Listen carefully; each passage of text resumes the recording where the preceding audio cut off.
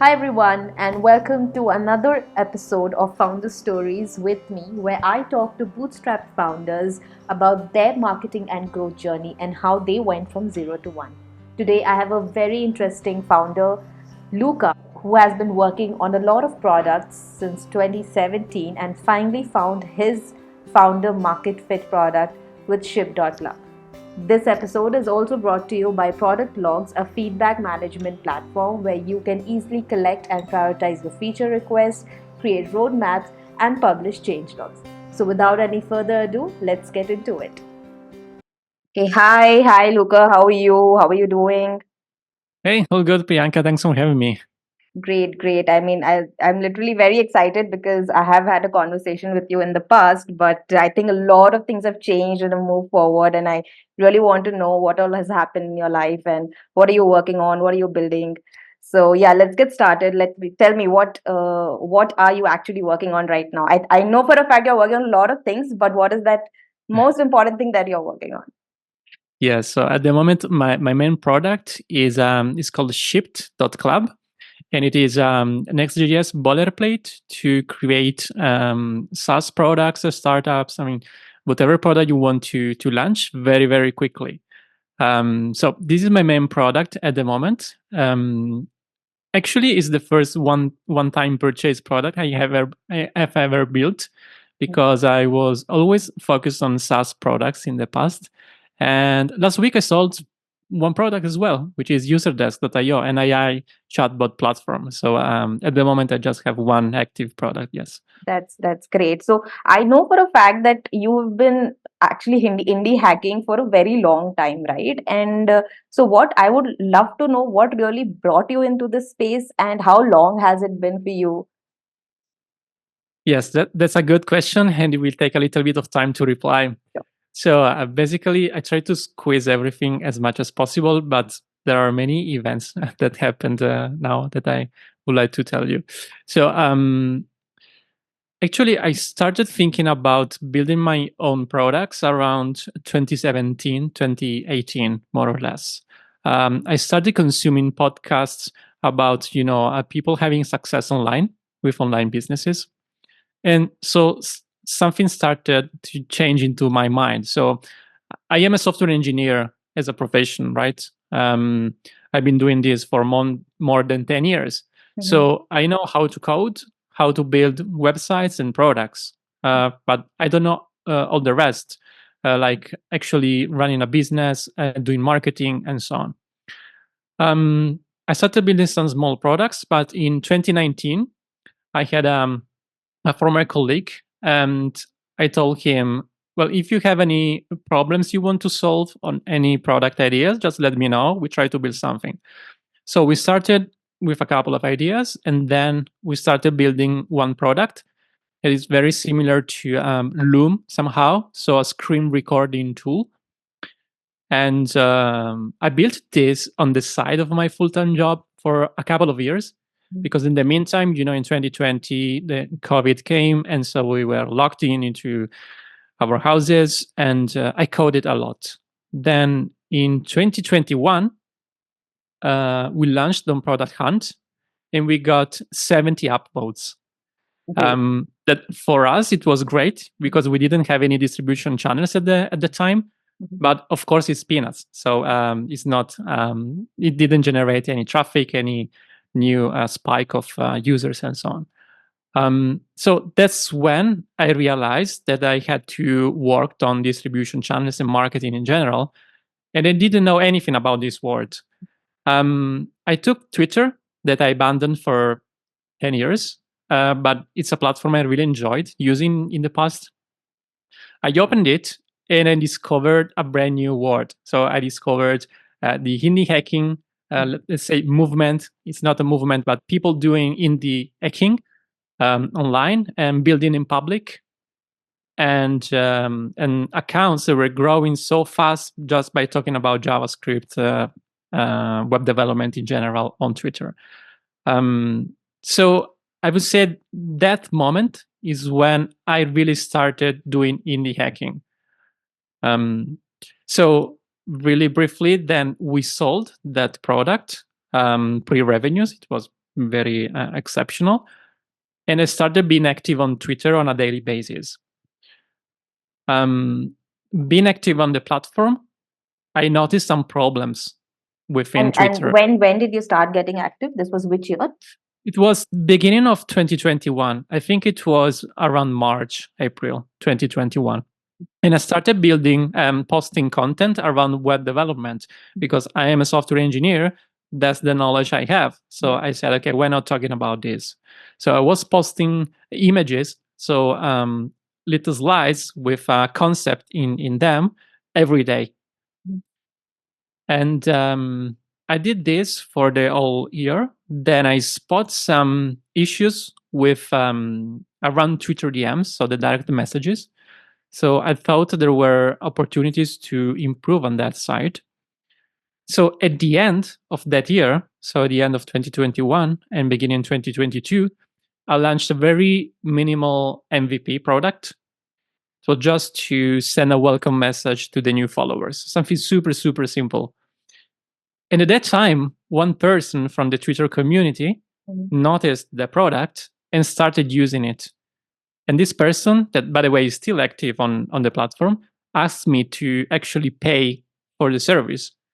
And it was completely mind blown, because the service was free at that moment, but this person was asking to pay. I said, okay, let me integrate as fast as possible the a payment processor, and I will let you pay, of course. So that was my first ever paying customer of a SaaS product. It was a subscription of $5 per month, so super, super cheap. But that really was the start of the whole journey. So, like you said, that you got your first customer just by, you were randomly posting on Twitter and you found a problem on Twitter DMs and somebody who came across your platform. But do you feel that that's another challenge in finding new, like you might get your first customer while you are being active or engaging on platforms, but do you feel that there was a challenge after that, getting more customers to use or understanding the user pain points specifically and to make more sales, being from an engineering background, not having that marketing background? Yes, of course, of course. So it took a lot of time for me to understand how to correctly approach building a product and how to understand the needs of the customers and so on. So really, that was the starting point. That all the rest I had to learn, of course. So let me say that in that specific case, the fact that I was active on the platform, so continuously posting content, engaging with people, and so on, and the fact that the product was related to Twitter was an extremely powerful feedback loop for me. So I was showing up on the platform, new people get to know my profile, and then as a consequence, the product, and they some of them were converting into new customers. So this loop worked pretty well through all the lifetime of the product. And I think that you can keep doing this for a good amount of time. And you can probably get to 5K MRR, 10K MRR even before you need to actually change your marketing strategy. And I think at that point of time, there were a lot of people, because somehow I feel building in public, what also does, not only does it bring customers, but also brings a lot of competitors as well. So the market share that you're actually looking at while building a new product, while solving a new user pain point, then it starts getting diluted, don't you think? Yes, yes, yes, absolutely. But it's always a matter of how effective you are on the platform, and the market is usually is huge if you compare yourself. I mean, we are very small players in the market, and the potential audience interested in our products usually is very, very big. So usually the competition is not a big deal. Usually, it's not a big problem. So I always thought about competition this way. So it's right that there's a lot of competition coming from directly from the community, but it's also always a good idea to do not focus on one single source of traffic to grow your products. Yeah. So this is definitely something I learned with my previous experience. So with that Twitter related product, then by the way, in 2022, I launched another Twitter product, always around Twitter DMs. And they were growing very well. So in almost a year, both of them were generating 4K MRR euros per month, which for me, the first SaaS experience was amazing, was great. And all these growth came directly organically from Twitter, right? Yes. Because great. Yes, organically from Twitter. So And at just the same, yes, go ahead. yeah, just a follow-up question that I had, that this you were actually doing with your job, full-time job, right? Yes. Yeah, Yeah, that's right. how was that experience? And like this is definitely a great success to have a side job with a recurring revenue, but managing your full-time job with your side project, with customer requests, with support requests, how did that work out for you? Yes. So I talked about this also in my newsletter because it's something that always amazes people. So how can you run a SaaS business on the side of a full-time job? So I have a very simple framework or system, if you want. So of course, I'm a software engineer and I work from home. So even when I changed job position, I always looked for companies that allow me to work from home because I know that with commuting, I Commuting wouldn't. saves a lot of Yeah, time, yeah. yeah, I save a lot of time. So what I do is that early in the morning, so between 7:30 to 8 to until to 9 a.m. So before starting the full time job, basically, I do my routing, which is basically to post on Twitter or schedule if I already scheduled the content on Twitter and engage with people on Twitter for around 45 minutes. Then all the rest is dedicated to the product, so customer support, small developments, and so on. It's not a lot of time, but if you do this every day, it's probably 1 hour, 1 hour and a half every day you can spend on your product. And then, So of around course, 45 minutes in marketing and engaging, and another 45 minutes in probably yes, building the product. yes, exactly, something like that. And of course, there is the weekend that, of course, you can decide if you want to do something, spend something on your product, or relax and spend time with your family. I mean, 2 days, 48 hours, you can do both the things if you're able to balance it. So it's very simple. It's not a lot of time, but if you have the right product idea, you can get very good results. Yeah. And I've also heard from a lot of founders that whoever is trying to, because mostly people start from their full-time job and start something as a side project. But a lot of them start feeling burnt out, specifically if there is a lot of pressure from the job and nothing is happening or nothing is growing faster in your side project, then you feel very burnt out. So, was there any time that you personally felt something like a burnt out, or you felt, no, I cannot do this anymore?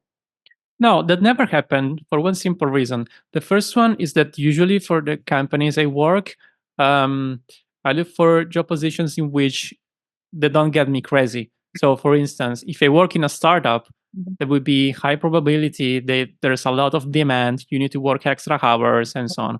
But if you work in a really established company with good size, you have a pace of work, and especially if there is a good culture and mindset in the company in which they respect a lot the time of the employees, of the engineers, so they don't ask you to work any extra hours.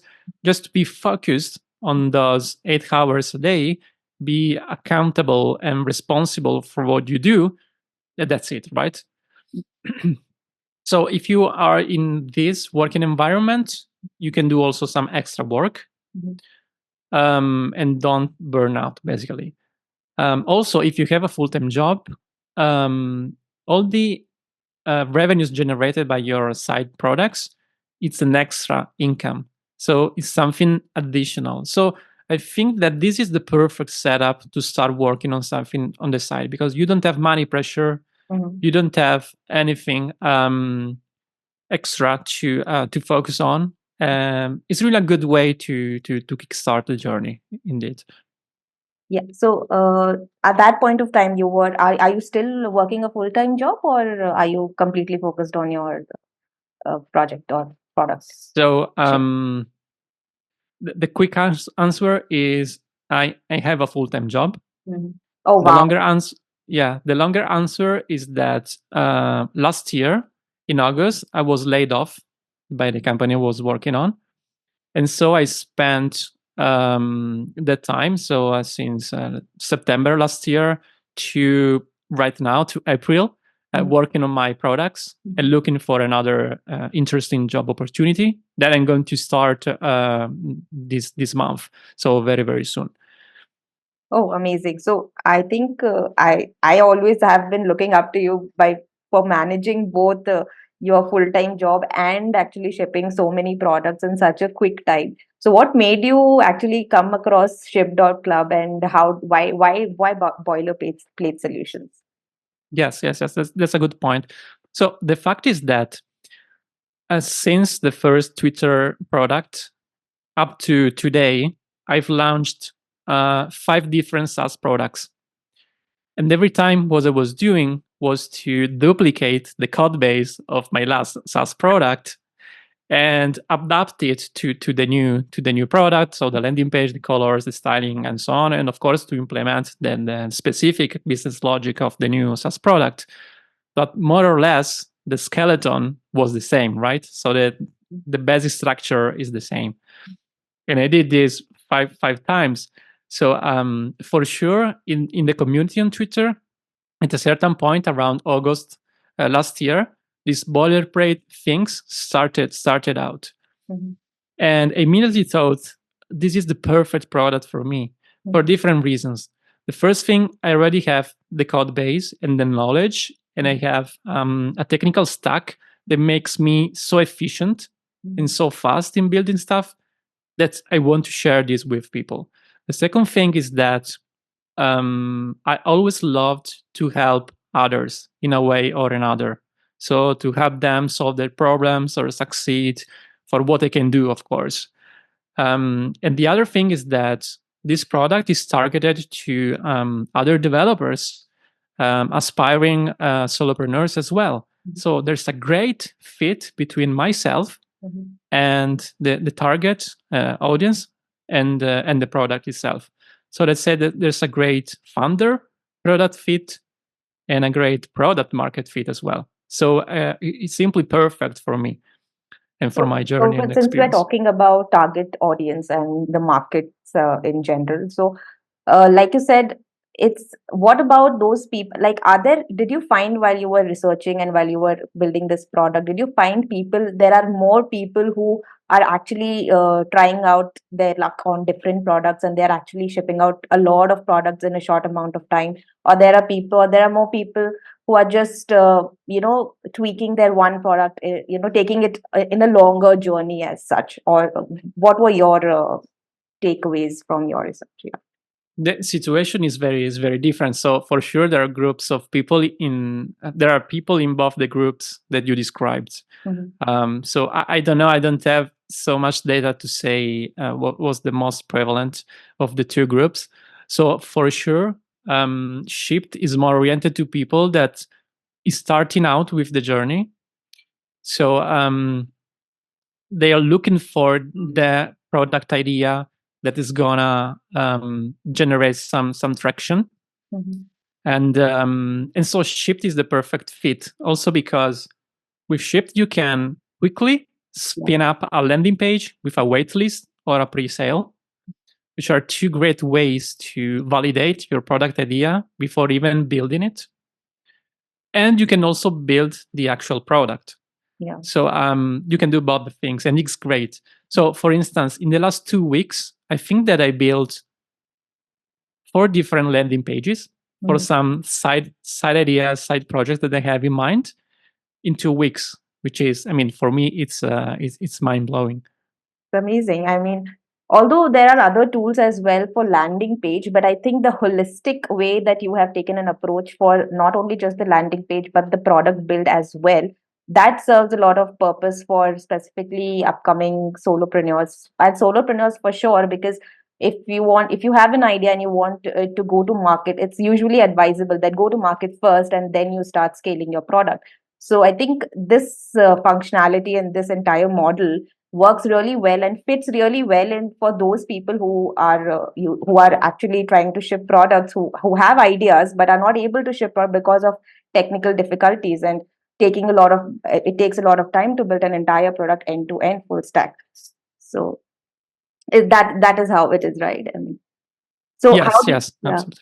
So like how I have also come across a lot of other like people who have been working on boilerplate solutions. How are you positioning yourself different from other solutions? It's very simple. So on the landing page, I talk about the products and what you can expect to get from it, but I also talk about myself. So who is the founder? What's my background and why I built this product? So I think that this is a very powerful way to position yourself. So not just as a product, but as a product built by a founder. Mhm. So there is more connection with a person on the other side, probably more trust and so on. So most of the people that purchase the product are coming for Twitter. They've been following me for maybe months, even years sometimes. Mhm. They trust me for all the content and the products I launched through the years. And so they have that motivation to say, okay, I want to take this product because I know that there's value in it, and Luca will help me and support me through the journey. Um, Especially valuable is the Discord community. You get access after the purchase, in which now we're starting getting a good amount of people. So there are discussions, people talking with each other, helping each other if I'm not able to step into the conversation immediately. So it's very, very nice. So, which means that for you specifically, personal branding has really worked out for you, even in the past and even now, and probably in the future. Because even in your previous products, it was only that you built your personal brand, your personal trust, the trust factor that you built with your audience, and the audience are able to, your customers are able to trust you with the product and support or service as such. Yes, absolutely. Personal branding is very, very, very powerful. Of course, you cannot rely exclusively on your personal brand because at a certain point you will not scale that Yeah. much, right? So you will saturate your audience on your platform and so on, or almost saturate. So you need to look at other distribution channels. Mhm. So, for instance, something that I learned in the past, so last year, I launched another SaaS product, which is an AI chatbot platform. It's called userdesk.io. And I sold it last month, basically. And it is generating almost 1K MRR dollars. What I've learned is that I had this mindset last year. So I was able to grow two Twitter products almost on autopilot, let's say. I would be able to do the same with this AI chatbot platform, right? Mhm. But in reality, I was completely wrong Mhm. because the customers of that product don't overlap at all, almost at all, with the audience I have on Twitter. So on Twitter, I talk about indie hacking, building public, and building products and so on. While the customers of the AI chatbot platform for businesses were agencies, uh, online businesses, coaches, and so on. So no overlap at all. Mhm.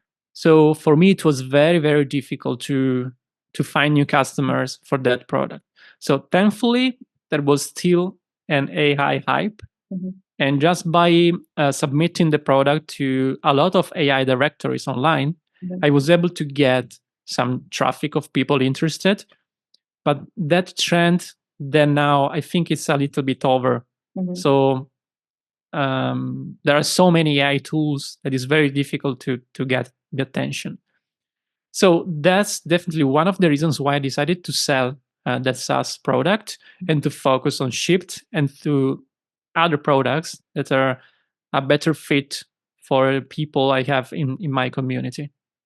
Yeah. So, just to understand this entire, like your journey, just to summarize your journey, that you have been building products and you have been interacting and engaging with your audience on Twitter, and you found a lot of initial traction from Twitter.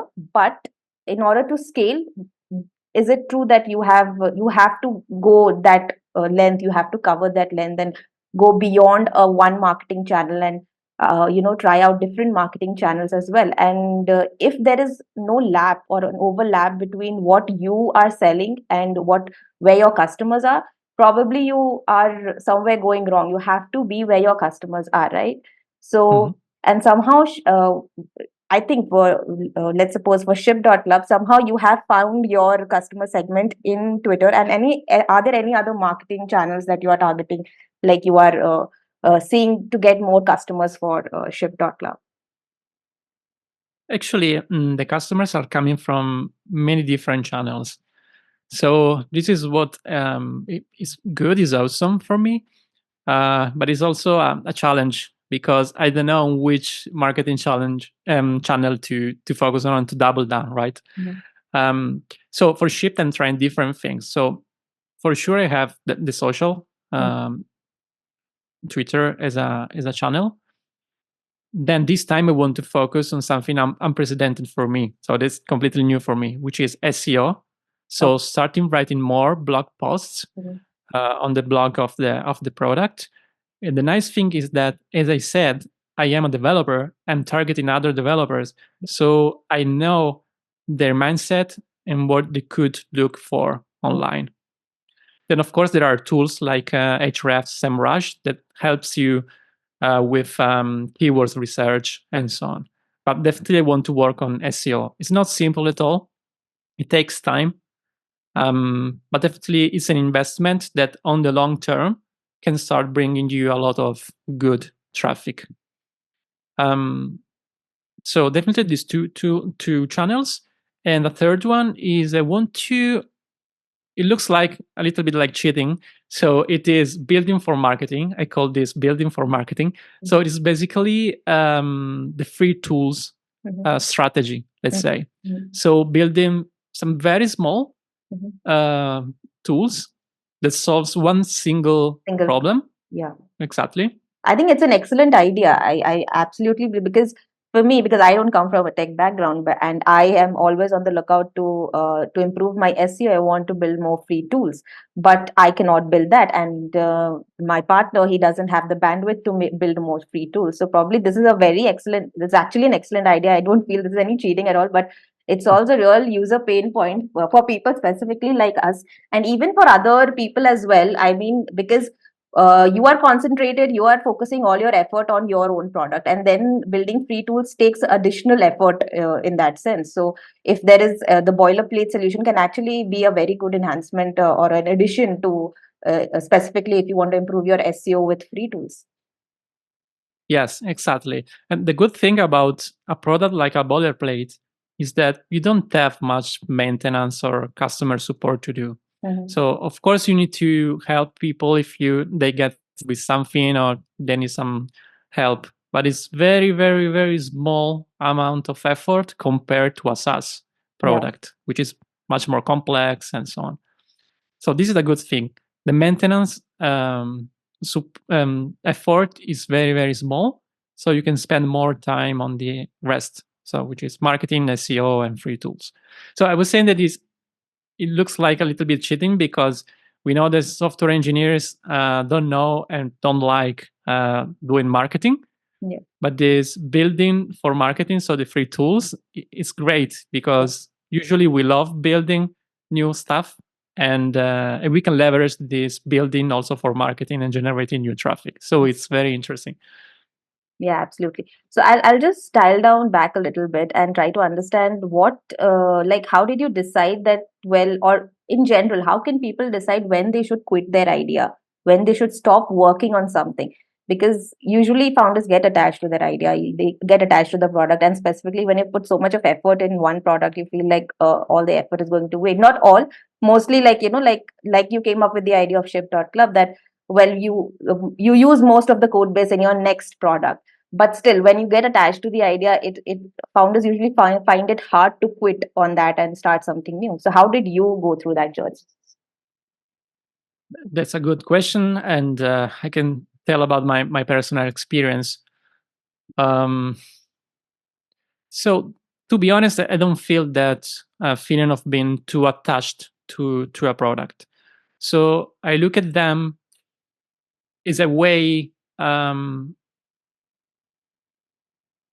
me to reach the final goal, or at least the goal I have at the moment, which is of course to get your online business running, to get more freedom, especially considering the time management. So how you spend your time and on what you spend it, and so on. So that's the goal for me, and the products are the tool to get there. Specifically, when and how to sell a product. So there are a lot of things to take into account. So specifically, how you relate with that product, how do you relate with the target audience of that product. If you see there's a good match, if you have the energy and the commitment to keep working on it, and so on. So you need to feel this excitement. Otherwise, it becomes just another job, right? Yeah. So that's what I considered before selling this product. And on the other side, having another product that is generating revenues makes the choice even easier. Yeah. Because you have another thing to focus on. So for me, it was Shipped is going so well. I find a so strong fit with the product that I want to focus 100% on that one, on growing that product, rather than having two different products, one in which I really struggle to grow it. I don't know how to position it correctly. I should write and create a lot of content, but I don't have a clear idea. So it's more difficult. Yeah. So, So there was any time that, just sorry to interrupt, but I just wanted to understand when you decided to move to Shipped, but how much time did you give to your product till when you realized, no, this is not moving the needle at all. So I have to start building a new product or start focusing on the other products, something like that. I launched User Desk in June 2023, and I started thinking about selling it in February 2024. And they launched Shipped in December 2023. Okay. So almost around 6 months you gave Yes, that time. around 6 months. Yes. And so, when did you start realizing that this is not, this is not working out? Was it after, how, like, you gave almost around 6 months, but what was the time period when you actually realized I should start working on another product, probably? I don't know exactly. So end of last year, I thought that the BoilerPlate was a great product for me. Mm-hmm. I didn't realize the User Desk was not the perfect fit for me at that time. I was still thinking that there was a lot of potential for a product like this. So after 8 months, I started thinking that probably that product was not perfect for me. Very difficult to grow. I also tried to find a co-founder to follow the marketing effort, but I realized that it's very difficult to find a co-founder out of the blue. So just by searching online or asking for help. So usually you find a co-founder in your kind of niche of personal relationships, right? So maybe it's a friend or it's a former colleague you worked with, and you know that there's a great fit between you and the other person, and so on. So I didn't find anyone interested to follow the product and grow the product. So at that point, I decided, okay, let's try to sell it. Yes, that was a good time to sell it, to be honest. So since we're talking about selling, what if today, like I or anybody else who wants to think about selling their product, do you put a framework first, like when you're building at that point of time, or some, because it's not very easy to sell a product that I know of. Like, one of the products we tried to list on Acquire, and we didn't have a lot of data, we didn't have a lot of statistics to tell, like to write it down. and how much our expenses were there. We spent how much of money in the product, etc., etc. We did not have that kind of data. So, is there any framework that you can suggest that, okay, well, just in case, if at any point of time you want to sell a product, do have these things at least prepared for yourself. Yes, let me say that usually you should have all the information that's needed for a buyer to evaluate your business. So the first thing is that the platform you use to manage the subscriptions and the payments should contain all the key metrics about the business and the revenues. To be honest, I never used Stripe, never. Mhm. I always used a merchant of record product like Paddle and Lemon Squeezy, Mhm. because they manage everything about the taxation for Mhm. on the sales for you. You just need to focus and manage your own taxation on the final revenues and payouts. The key metrics are the ARR, so the annual recurrent revenues, the MRR, and of course the growth rate and the churn rate. Mhm. The churn rate is the percentage of how many people unsubscribe or cancel the subscription from your SaaS product. So these tools already provide all the metrics. What you need to add are all the voices for the expenses you have, the fixed expenses that you have. And I think that acquire.com is an Excel sheet template with that you can fill in with all the expenses, and that's it basically. This is what I used to sell the products usually. So, all you have only used acquire.com, or have you done some selling in as third party or something? Every time it was a different process. So Okay. the first sale was about just talking with the buyer. We Mhm. were connected through the product hunt launch. Mhm. The second, the other two sales I had was last year for the two Twitter related products. Mhm. Um, it happened through a community. So last year there was the Twitter API drama. So Twitter adding a crazy price to access the Twitter API from $0 to $42K a month. And so all people building Twitter related products on Twitter, Mhm. we were getting crazy, right? So someone created a community to Mhm. start talking about the problem, how to tackle it, and so on. And that's where I found the buyer for the two Twitter products. And then we just signed the contract, we exchanged the assets, and that's it. For user desk was the first time I was using a dedicated platform to sell the product, which was acquire.com. Yes. Okay, great. So, now that we've at least talked a little bit about selling, how about we discuss a little bit more about your current product, which is Shipped, and how did you approach your MRR journey? Like, how did it start, and how has the journey been till now? Yes. So a Shipped is a one-time purchase product. So the good thing is that it's easier to sell it, I think. Mhm. The downside is that it's not recurrent revenues. Mhm. So I can only count revenues that happens every month and not monthly recurrent revenues in the strict term. So I launched it in December, basically with a tweet, very simple, a tweet on my Twitter profile. And I don't recall exactly the numbers, but I think that in December I was able to generate around 4K revenues, so Oh, $4,000. amazing. Yes, in January was very similar to that, I think. In February it was a little bit down, so like 3K MRR, while March was the best performing one with between 7 and 8K revenues generated. So definitely looks something very very promising that yeah, I can definitely try to grow. So, when you launched, did you do something like a limited, like a wait list, or you just launched it and with a one-time purchase fee? Let me think about it because I don't remember. I think that I immediately launched the product with no pre-order, no pre-sale, Mhm. because it took for me a couple of weeks to prepare it. Mhm. So the landing page and the product itself, so the code base. Mhm. Um, customers get access to. And then I immediately launched it.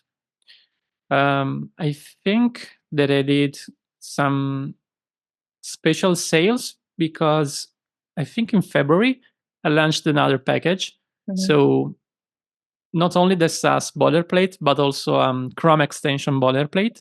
So Mm-hmm. I made a package out of it, Mm-hmm. and I launched. I made a special launch on Twitter again, in which for this special event new package, um, I proposed 50% discount on the new package, which is a little bit more expensive.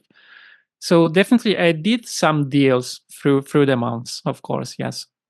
So did you think, have you ever thought about like going to the MRR, like making it a subscription based model, or what made you decide that, well, I'm going to launch it with one time fee?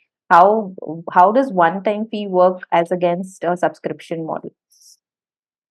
There are two completely different pricing models. I think that for the boilerplate, the one-time purchase works great, and it's perfect. I cannot think at the moment of a way to move it into a subscription-based business. But I'm always interested in SaaS products in general. So I'm thinking about new Mhm, SaaS products that I want to launch very quickly using Shipped. mhm, This is exactly what I'm doing. I'm creating new landing pages with waitlist and pre-sales, mhm. and I will launch them in the next couple of weeks You to see if don't, so there are no, I'm assuming there are not much service requirements in boilerplate solutions. Like you don't have to yes, continuously serve the customers once it is yes, shipped, and you can just purchase it and you can build your own product on that, which is yes. why. But how about, I have also heard that there's a lot of scalability issues. So for example, I want to scale the product more, and how would that work? Like let's suppose somebody wants to scale the product but with a limited boilerplate, how can I scale it for them? What do you mean with scaling? So selling more copies, or what do you mean? No, Scale means the adding more product? features, me and adding more features, which is like which will then again go back to building the entire product, building the entire feature from scratch. So are you looking forward to any integrations or something like that? Yes, I mean, it's very risky and you need to evaluate very well if you want to add new features to the boilerplate. Mm-hmm. So, on one side, this is very good because you continuously provide more value to the current customers Mm-hmm. and potentially to the new customers. But the downside is that the boilerplate can start becoming too complex Mm-hmm. and with too many features that for new customers, for instance, they are confused about how to get started with the boilerplate. So my philosophy behind this boilerplate is not to have a full super complex suite to build a complex SaaS. My idea is to help you quickly ship new products, Mm-hmm. quickly validate them. If you get traction, you have the skeleton, the structure to actually build on top of it your own SaaS product. So, for instance, I started integrating one authentication service, open source, which is Nextcloud, Mm-hmm. and soon after, some people started asking me to integrate Supabase Yeah. authentication, which is another very popular service. And I was very reluctant initially because I didn't want to make it too complex for people, just to give them one single option. Use Nextcloud. You don't need to think Mm-hmm. about anything else. But in the end, I mean, this is so popular and so requested that I also integrated a Supabase. And this adds an extra complexity in the product Mm-hmm. because I have one single code base that needs to support two different ways of authenticating users. Yeah. Mm-hmm. Is an extra complexity. And if you start accepting too many requests from the users, your product is gonna become probably a monster, which is Yeah. not good for you, it's not good for the user. So you need to be very, very careful. Yeah. So are you looking in the future to integrate, to put some integrations, or to have a marketplace of sorts where people can probably build some extensions and that they can put it plug it with the boilerplate, or no, this is. No, I don't think so. I don't think so. I think I will keep it very, very simple. which is my best feeling about this product, and try to grow it as it is right now as much as possible, because there's a lot of value in it already. So it's a matter of getting more people interested in launching products and so on. And I Yeah, think that's it will I think work. that's a great approach also. I mean, till when your current users are finding value, it's all about when you're trying to grow, is to find more users who can find the same value what your product is giving. So yeah, that's how you can probably scale to a larger group of users, and yeah, that's how you can probably grow in terms of even a very simple solution that you're trying to solve, even if it's very focused and it's not very complex. Yeah. We'll take a Yes. break, and I'll go to rapid fire questions. So in this, you have to be really rapid, quick, and have to give some spicy answers. All right. Yeah. All right. Let's start. Have a co-founder or no co-founder? No co-founder. Okay. Your favorite indie hacker? Tony Dean. Okay. One line elevator pitch about yourself. Solopreneur on the road to freedom. Okay. Interesting. $100,000 buyout or a $10,000 MRR? $10,000 MRR. Cool. Your recent favorite book? Oh, yeah. Good question. I don't read a lot. I have a book here. You can tell about a podcast as well. It's okay. Podcast. Yeah, it's a book. My favorite book is The Millionaire Fast Lane by MJ DeMark. Interesting. A quote that you have on your wall. A code. A quote. Any famous quote that you always go back to, or you have on your wall, or you have on your desktop? Any quote? I don't have it. No quote. Probably Shipped is your code. Okay, great. Yes. All right. Shit posting or being real on Twitter? Being real. Great. So that's it. I mean, you were really fast as compared to my other, the people who I have already done rapid fire with. They've like taken their own sweet time, but this was really rapid. Although a little less spicy. I wanted some more spice in it. But great. All right. So what next is for Luca now? What are you seeing in the next couple of months for yourself? And next, I have a couple of interesting SaaS products ideas that I will launch very, very soon. At the same time, I will focus on the marketing for Shipped, and this will be my focus for the next months for sure. Then who knows? Great. I think I've also seen you building new products with your own product, which actually eventually brings in some sort of a loop where you are trying to I have found it very interesting, like all the new ideas that you are shipping. So it makes people also kind of FOMO, like, oh yes, even I can ship faster with this, right? I can put my idea into execution. So yeah, that's something I found really interesting. All right. Yes. Just to wrap it up, what advice would you give to yourself if probably 5 years back? 5 years back. Yeah. Okay. 5 years back, I was even not doing indie hacking. So the advice would be to start looking at building products and launching stuff online much, much sooner. And the other thing is to pay attention to platform risk because it's a big one. Yeah. Yeah, a lot of us. So one of the founders who came was Supergrow founders, Devin and Utsav. So previously, even then, they were also doing something with Twitter, and then they realized, of course, that API issue that happened.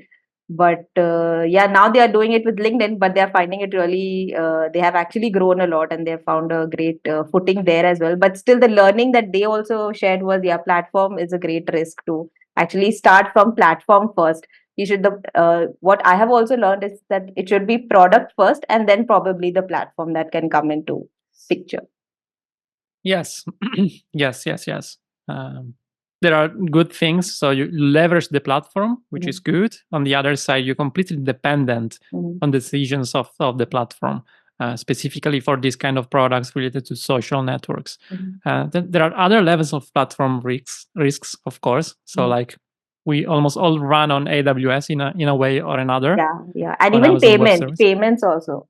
Payment Payment as well. cloud is Yeah. the biggest platform, yeah, that we mostly drive our revenue from. But yeah, that's where a lot of competitors are making good space for themselves, like Lemon Squeezy for now and Paddle for now. So yeah, that's great. All right, amazing. That was an amazing conversation with you, Luca. Thank you for coming. And I definitely had a lot to learn from you. I hope our listeners will also be learning a lot from you, and specifically solopreneurs, and they would be using your product to execute their idea into reality. So that was a great session. Thank you so much. Thank you everyone for tuning in for this episode of Founder Stories. I hope there were some great insights that you could take away from this episode. If you are working on your new project idea and you're looking for a next.js boilerplate, Shipped.club is your go-to platform. Also, if you are looking for collecting customer requests and feedbacks from your users, do check out productlogs.com. I have linked both the products in the description box below. And if you're enjoying these sessions with me, please do hit the subscribe button so that I can share more of such sessions with you in my upcoming episodes. I will see you in my next episode. Until then, goodbye, take care.